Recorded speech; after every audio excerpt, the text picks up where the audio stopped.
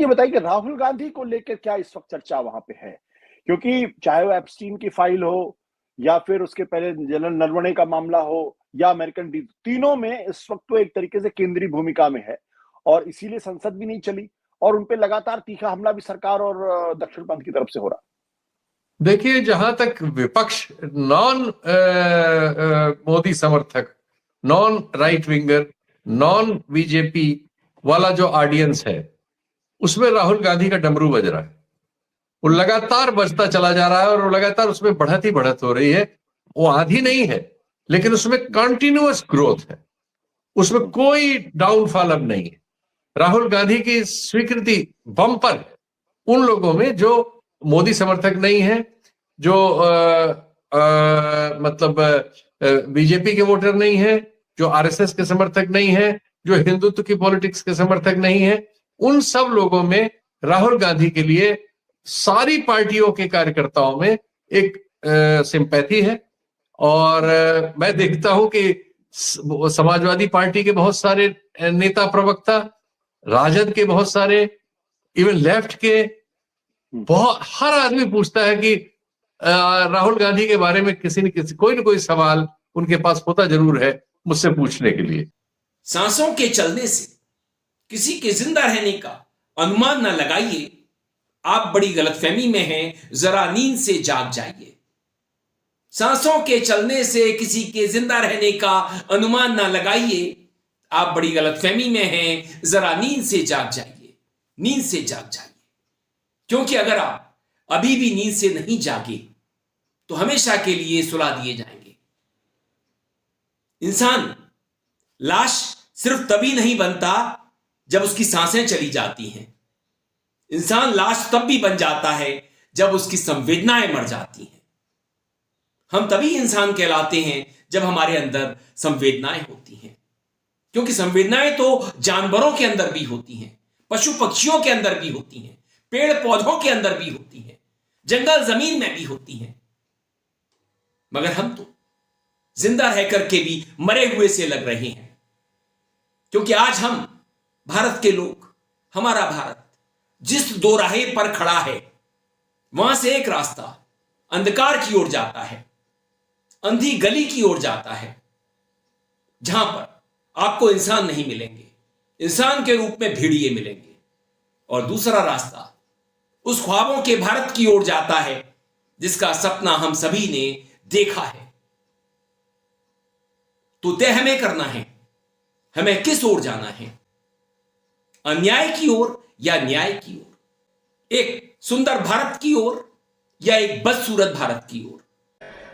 हम करें बात दलीलों से तो रद्द होती है, उनके होठों की खामोशी भी सनद होती है। कुछ न कहने से भी छिन जाता है एजाज़े सुखन, जुल्म सहने से भी जालिम की मदद होती है। सभापति महोदय, मैं राष्ट्रपति के अभिभाषण पे अपने बात रखने के लिए खड़ा हुआ हूं। उस दिन देश की संसद के गलियारों में सरकार की तारीफ करती हुई महामहिम की आवाज गूंज रही थी, तो उधर मेरे कानों में हसदेव के जंगलों में आदिवासियों को जिंदगी देने वाले पेड़ों पर चलती हुई कुल्हाड़ी की आवाज गूंज रही थी। सभापति महोदय, इस तरफ महामहिम के भाषण पर प्रधानमंत्री जी संसद की मेज थपथपा रहे थे और उधर उत्तराखंड की अभागी बिटिया अंकिता भंडारी के इंसाफ की आवाजें मध्यम पड़ती जा रही थीं, जो आज भी पूछ रही हैं कि आखिर वो वीआईपी कौन था जिसके लिए अंकिता भंडारी को मार दिया गया। सभापति महोदय, इधर महामहिम सामाजिक न्याय की बात कर रही थीं और उधर उत्तराखंड के कोटद्वार में नफरती लोगों के खिलाफ एक बुजुर्ग को बचाने के लिए खड़ा हुआ दीपक, जो मोहब्बतों की रोशनी लेके खड़ा हुआ था, उसके खिलाफ कोटद्वार की पुलिस गंभीर धाराओं में एफआईआर दर्ज कर रही थी। और वो भी उस दिन हो रहा था जब उत्तराखंड के मुख्यमंत्री कोटद्वार में मौजूद थे।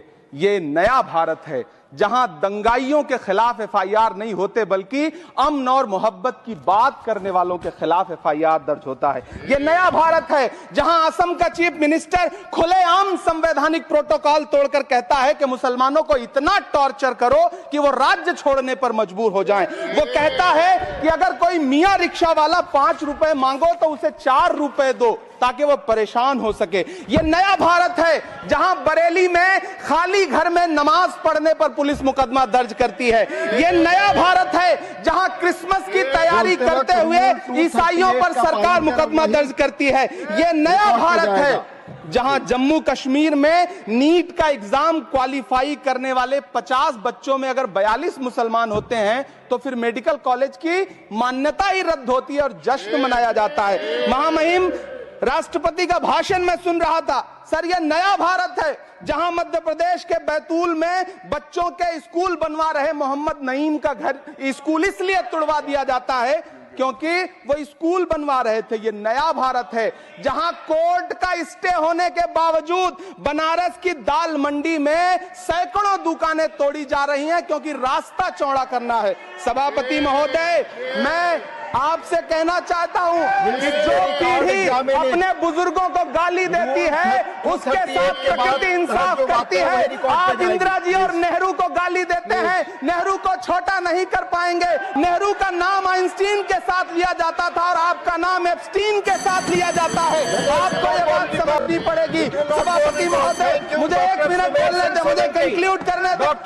फैसला हमें करना है। एप्स्टीन फाइल्स जैसे जैसे खुलती जा रही हैं, जैसे जैसे हम उसके वीडियोस देखते जा रहे हैं, डर लगने लगा है, भय लगने लगा है कि कितना घिनौना कृत्य इन लोगों ने किया, बड़े बड़े नामों ने किया और उनका स्वागत हो रहा है। बिल गेट्स का भारत में स्वागत हो रहा है। चंद्रबाबू नायडू उसे बुके भेंट कर रहा है। ये कैसा भारत है? ये कौन सा भारत है? ऐसा भारत तो हमें नहीं चाहिए था। यह हमारे सपनों का भारत हो ही नहीं सकता। मोदी का मंत्री एप्स्टीन फाइल्स में हमारे सामने आता है, बातचीत करता है। पूरी बातचीत हमें मालूम पड़ चुकी है।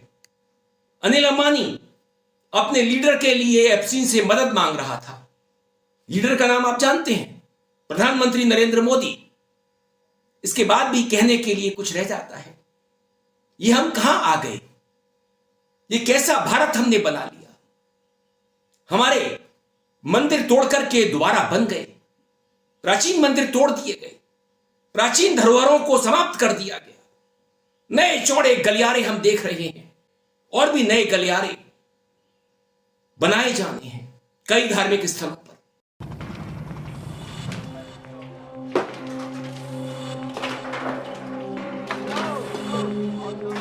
अब 10 रुपया भी आना मेरे हम लोग के लिए बंद हो गया। दुकान रहती है तो हम लोग 10,000 के भी महंगे नहीं है। पता नहीं सरकार की क्या मंशा है, क्या चाह रही है, क्या उजाड़ के मिल जाएगा। भैया, घर बसाने के लिए बहुत कुछ पापड़ बेलना पड़ता है। विकास हो रहा है, चौड़ीकरण हो रहा है, ठीक है, सब हम तो उसके साथ ही हैं, लेकिन हम लोग को वो ध्यान रखा जाए, हमारी रोजी रोटी हमारे परिवार पर ध्यान रखा जाए ना। बेहतर करिए, अच्छा है, मगर इतना भी बेहतर नहीं। आप 4-4 फीट ले लेते, दोनों तरफ से 5-5 फीट ले लेते, है ना। मर जाएंगे लोग, भूखे मर जाएंगे। मथुरा वृंदावन का नाम आ रहा है।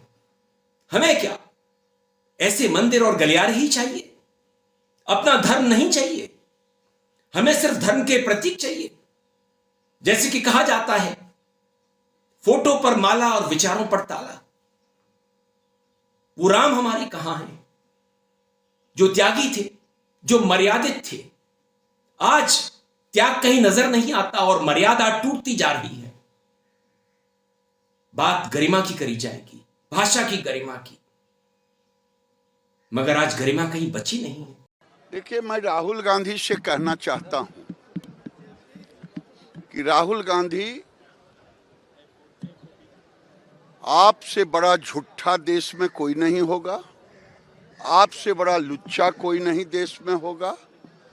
आप देश में किसानों में भ्रम फैलाना चाहते हो, आप देश में गृह युद्ध करवाना चाहते हो और झूठ भी बोलते हो उस सत्य के मंदिर में जाकर के लोकसभा में।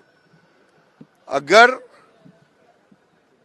नरेंद्र मोदी के रहते किसानों का ना हित हुआ है ना होगा, जब देश का कृषि मंत्री कह रहा हो, जब देश का कॉमर्स मिनिस्टर कह रहा हो, तब आपके पास कौन सा सूत्र है जो आप देश में भ्रम फैला रहे हो?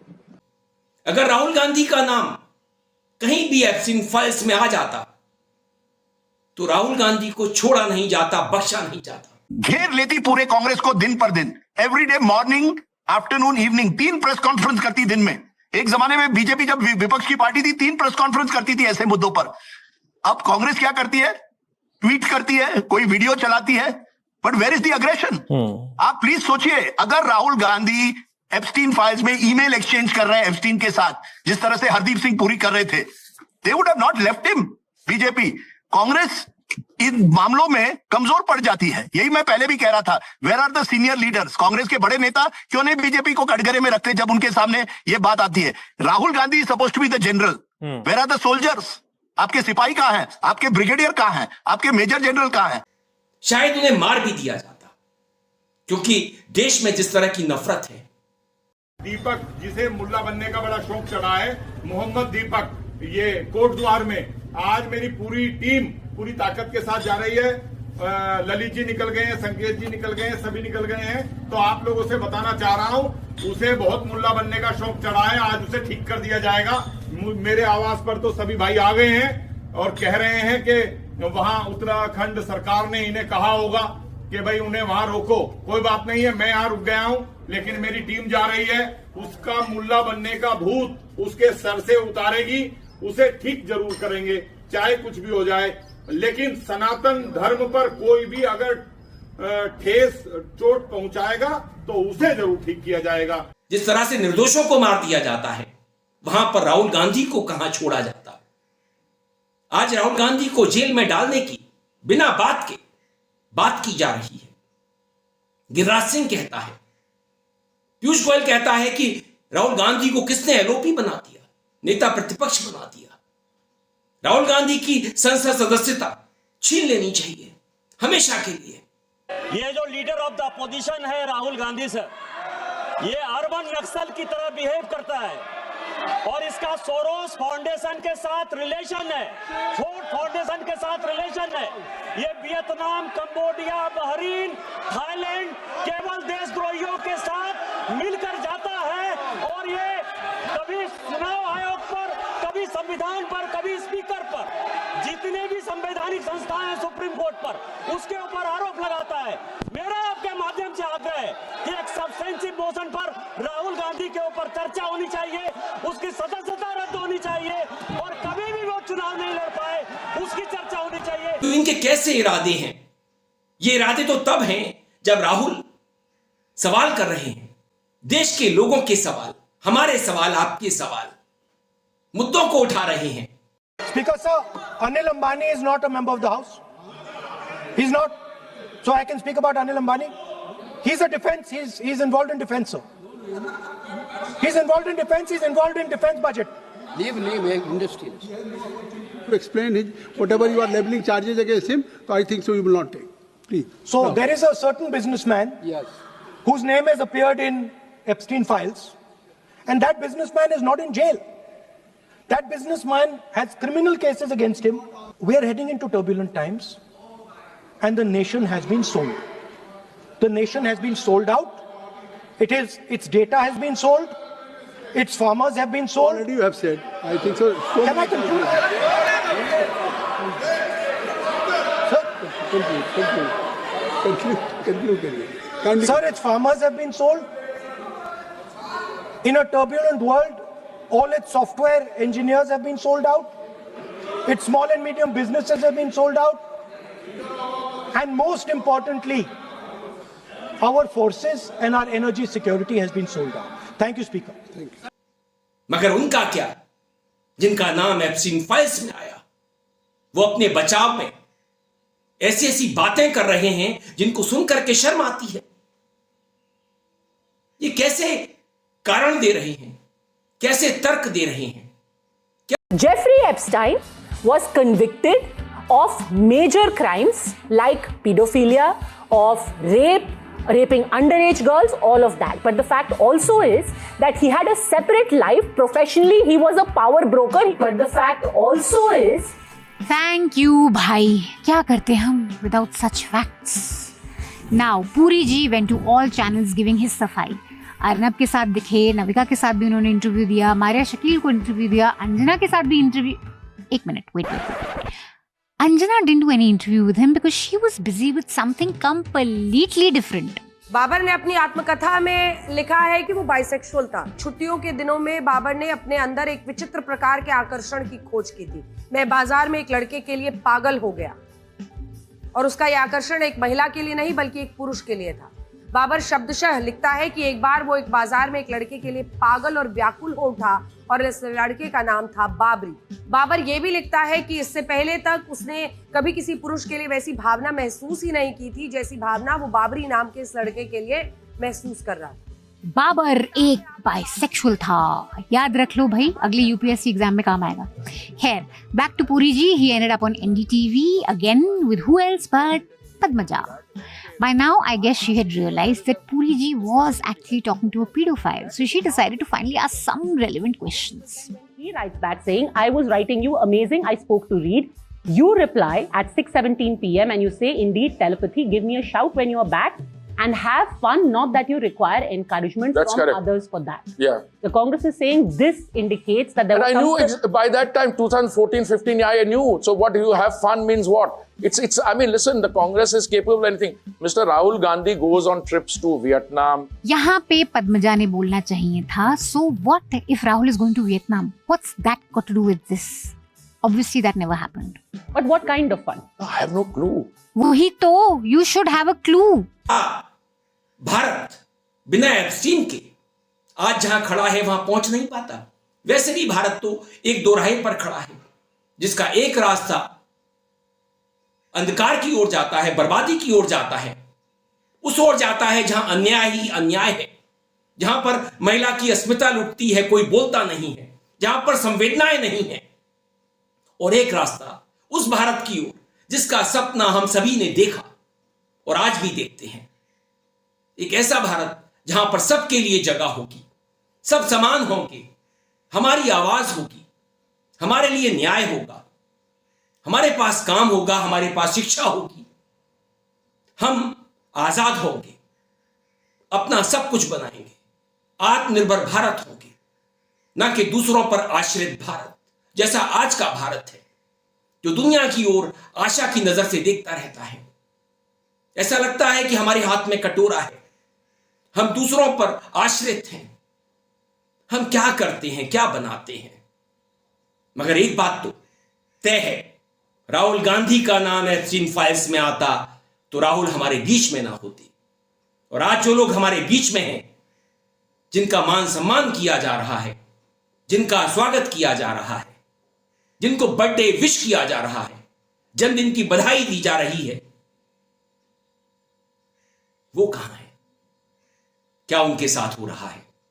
क्या उन्हें बख्शा जा रहा है? क्यों बख्शा जा रहा है?